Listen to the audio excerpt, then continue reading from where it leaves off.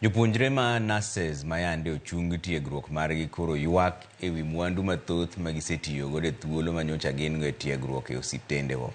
Jopuonjrego ma osebedo ka ogoyo tach e nyim apisi mag migawo mar thieth kuom ndalo 3 koro sani giseyo jatend migawo mar thieth ewi okang' mar golo nyingegi e listi. Simbros Okinda nigi ler mar wachni.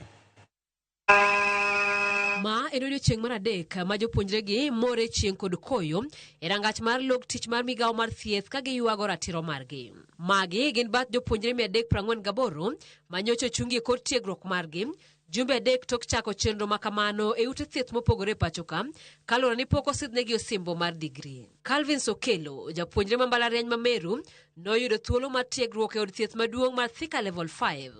Gino manokawo e achiedh nade mathoth e chako tiegruok makamano matinende ni koro to ng'adigi e kore. Nyaka na wuok Homabay kama na antiere gi barua mane tera Thika mondo achak tich.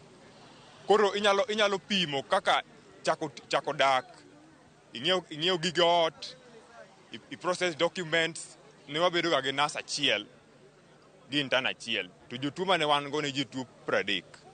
Koro inyalo ng'iyo shortage mantiere kanyo mar jothieth. Calvin lero ni en gima osekelo ne wich bar maduong' e ngimane kendo ok ong'eyo kama dang' ochom. En pesa mang'eny madhi ma 100,000 king'iyo. En lal kendo king'iyo kata mana sani ngima mar paro lokore kech sani kata mana chiemo ok chamre. Mano bende chal mar jowetegi mamoko mawacho ni gitiyo kod omenda matara e chako tiegruok makamano kaka omenda ma dwe ka dwe manyocha odong' mana juma achiel to ichulogi olal mero. It costed like over 10,000 to buy uniform. You have not gone to the lawyer to sign your papers to say that they are copies, that they are certified copies.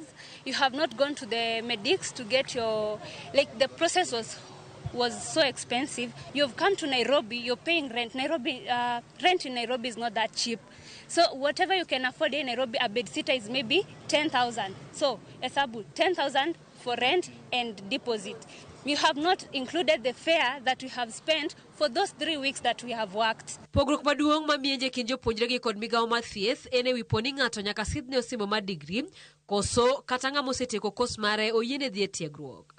Kata kamano, paro mar chik nitie mageto yango kenge mag puodho japuonjre madonjo e tiegruok mag kembe kata internship. Mano the Public Service Internship Bill 2022. We were approved and awarded degrees by our university senates. So upon awardment of the degree, our names are normally submitted to the Nursing Council of Kenya, a statutory mandated for training, regulation and licensure.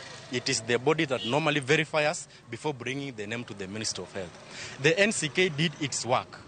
All students who are due for internship, who have completed studies, both who have graduated and those who have not undergone the graduation ceremony, all the names were sent to the Ministry of Health. Nyaka sani migawo mar thieth osechungo interns 348 mane ochako tiegruok margi e chakruok mar dwe mar 7 higani. Simbros Okinda, Ramogi TV. Alright, wadhi yo moro matin wadugo bang' dakika ma ochuok tano koseoro te maru makamu njila